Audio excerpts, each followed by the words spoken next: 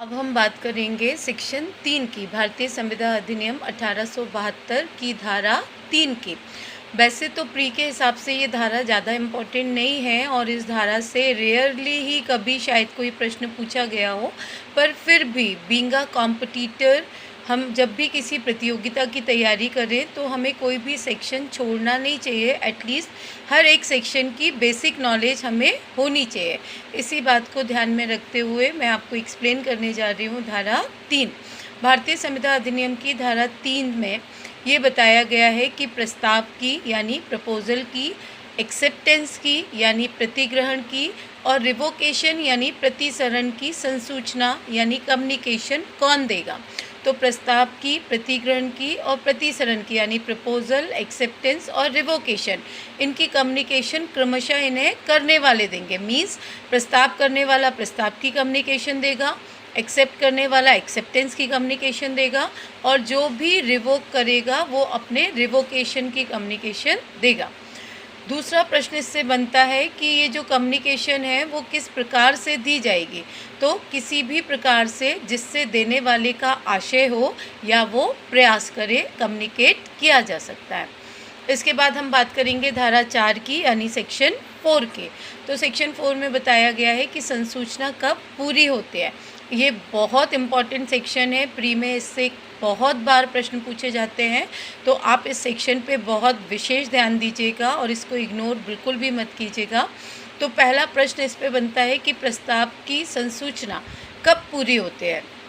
Answer है जब उस व्यक्ति के नॉलेज में आ जाती है जिससे प्रस्ताव किया गया है। जैसे अगर मैंने कोई प्रस्ताव आपको किया है तो इसकी संसूचना तब पूरी होगी जब वो प्रस्ताव आपकी नॉलेज में यानी आपके ज्ञान में आ जाएगा। दूसरा प्रश्न बनता है कि प्रतिग्रहण की संसूचना प्रस्तावक के विरुद्ध कब पूरी होती है। तो इसका आंसर है प्रतिग्रहण की संसूचना प्रस्तावक के विरुद्ध उस समय पूरी होती है जब वो उसे डाक में पोस्ट कर देता है और उसे रोक पाना उसकी शक्ति से बाहर हो जाता है। तो अगर प्रतिग्रहण की संसूचना प्रस्तावक के विरुद्ध कब पूरी होती है, ये प्रश्न आता है, तो इसका आंसर बिल्कुल क्लियर है कि जब वो पोस्ट कर दी जाती है और उसे रोकना प्रतिग्रहीता की शक्ति के बाहर हो जाता है। फिर अगर प्रश्न ये पूछा जाता है कि प्रतिग्रहण की संसूचना खुद प्रतिग्रहीता के विरुद्ध कब पूरी होती है, तो इसका आंसर है कि जब प्रतिग्रहण का लेटर प्रस्तावक के नॉलेज में आ जाता है, उसके ज्ञान में आ जाता है, तो प्रतिग्रहण की संसूचना प्रतिग्रहीता के खुद के विरुद्ध पूरी हो जाती है। इसके बाद तीसरा प्रश्न पूछा जाता है कि प्रतिसरण की संसूचना कब पूरी होती है। तो यहाँ मैं आपको क्लियर करना चाहूँगी कि प्रतिसरण की संसूचना प्रतिग्रहण की संसूचना के ठीक विपरीत होती है। तो प्रतिग्रहण की संसूचना प्रतिसरण करने वाले व्यक्ति, प्रतिसरण की संसूचना प्रतिसरण यानी रिवोकेशन करने वाले व्यक्ति के विरुद्ध उस समय पूरी हो जाती है जैसे ही वो रिवोकेशन का लेटर यानी प्रतिसरण का लेटर डाक में पोस्ट करता है और उसे रोक पाना उसकी शक्ति के बाहर हो जाता है। और जिससे प्रतिसरण किया गया है, जिससे रिवोकेशन किया गया है, उस व्यक्ति के विरुद्ध तब पूरी होती है जब वो प्रतिसरण उसकी नॉलेज में आ जाता है, वो पत्र उसकी नॉलेज में आ जाता है। तो आई होप सेक्शन 4 आपको क्लियर हुआ होगा। सेक्शन 4 से मेनली जो प्रश्न बनते हैं मैं आपको एक बार पुनः रिपीट करने जा रही हूँ। पहला प्रश्न बनता है प्रस्ताव की संसूचना कब पूरी होती है, communication of proposal when completed. Second question बनता है कि प्रतिग्रहण की संसूचना एक्सेप्टेंस की communication as against the promisor यानी प्रस्तावक के विरुद्ध कब पूरी होती है। तीसरा प्रश्न बनता है कि प्रतिग्रहण की संसूचना खुद प्रतिग्रहीता के विरुद्ध कब पूरी होती है। चौथा प्रश्न बनता है प्रतिसरण की संसूचना प्रतिसरण करने वाले के विरुद्ध कब पूरी होती है। और पांचवा और आखिरी प्रश्न इससे बनता है कि प्रतिसरण की संसूचना उस व्यक्ति के विरुद्ध कब पूरी होती है जिससे प्रतिसरण किया जा रहा है। तो सेक्शन 4 में अभी आपको क्लियर होना हो सकता है। अगर कोई डाउट है तो आप कमेंट में प्रश्न पूछ सकते हैं। इसके बाद हम बात करेंगे सेक्शन 5 की। सेक्शन 5 में बताया है कि हम रिवोकेशन कब तक कर सकते हैं। तो प्रस्तावक अपने प्रपोजल को तब तक रिवोक कर सकता है जब तक एक्सेप्टेंस का communication as against the promisor यानी प्रस्तावक के विरुद्ध पूरा नहीं हुआ है। ऐसे ही प्रॉमिसी कब तक अपने एक्सेप्टेंस को रिवोक कर सकता है, तो प्रतिग्रहीता यानी प्रॉमिसी अपने एक्सेप्टेंस को केवल तब तक रिवोक कर सकता है जब तक एक्सेप्टेंस का कम्युनिकेशन खुद उसके विरुद्ध पूरा नहीं हुआ।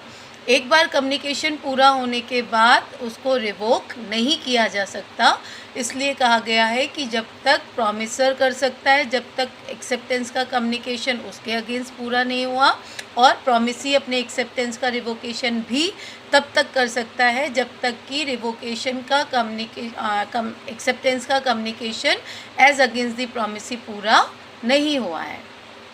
इसके बाद अब हम बात करेंगे सेक्शन 6 पे। सेक्शन 6 में बताया गया है कि हम रिवोकेशन कितने तरीक़ों से कर सकते हैं, हाउ रिवोकेशन मेड। तो इसमें मेनली 4 तरीके बताए गए हैं। तो ये भी कई बार प्री में प्रश्न पूछा जाता है कि भारतीय संविदा अधिनियम की धारा 6 में रिवोकेशन के कितने तरीके बताए गए हैं। तो इसका आंसर है कि भारतीय संविदा अधिनियम 1872 की धारा 6 में रिवोकेशन के 4 तरीके बताए गए हैं। इसके बाद कौन कौन से हैं वो 4 तरीके। तो सबसे पहला तरीका है सामने कम्युनिकेट करके, जिससे हमने प्रपोज़ल किया है उस व्यक्ति को कम्युनिकेट करके हम प्रपोज़ल को रिवोक कर सकते हैं। सेकंड है, अगर हमने सामने वाले को एक्सेप्ट करने के लिए कोई टाइम दिया है तो वो लैप्स ऑफ टाइम होने पर, या कोई टाइम नहीं फिक्स किया है तो रीज़नेबल टाइम के बीच जाने पर, यानी लैप्स ऑफ रीज़नेबल टाइम पर। तीसरा है कि अगर हमने एक्सेप्ट करने वाले को कोई कंडीशन प्रेसिडेंट फुलफ़िल करने के लिए कहा था और वो उस पूर्वभाव्य शर्त को पूरा करने में फेलियर रहा है तो भी रिवोकेशन हो जाएगा। चौथा, एक्सेप्ट करने से पहले अगर व्यक्ति की नॉलेज में ये तथ्य आ जाए कि प्रस्ताव करने वाला पागल हो गया है या मर गया है तो इस कंडीशन में भी प्रस्ताव प्रतिसरद हो जाता है। तो ये था सेक्शन 4, 5, 6। इसके बाद हम बात करेंगे सेक्शन 7 की। तो सेक्शन 7 में पूछा गया है कि प्रतिग्रहण कैसा होना चाहिए, एक्सेप्टेंस कैसा होना चाहिए। तो सेक्शन 7 बोलता है acceptance must be absolute and unqualified, ये पूर्ण एवं शर्त रहित होना चाहिए। प्री में प्रश्न पूछा जाता है, बहुत इंपॉर्टेंट है, कई बार पूछा गया है कि प्रतिग्रहण होना चाहिए। आंसर में पहला ऑप्शन होगा पूर्ण, दूसरा ऑप्शन होगा शर्त रहित, तीसरा ऑप्शन होगा ए और बी दोनों। तो इसका सही आंसर है ए और बी दोनों। I hope section 3, section 4, section 5, section 6, section 7 आपको अच्छे से क्लियर हो गए होंगे। अगर कोई डाउट आपको लगता है तो आप कमेंट में लिखें। जैसे ही मैं आपका कमेंट देखूंगी आपका डाउट दूर करने का पूरा प्रयास करूंगी। ये एक प्रयास है कुछ आपको सिखाने का, कुछ आपसे सीखने का।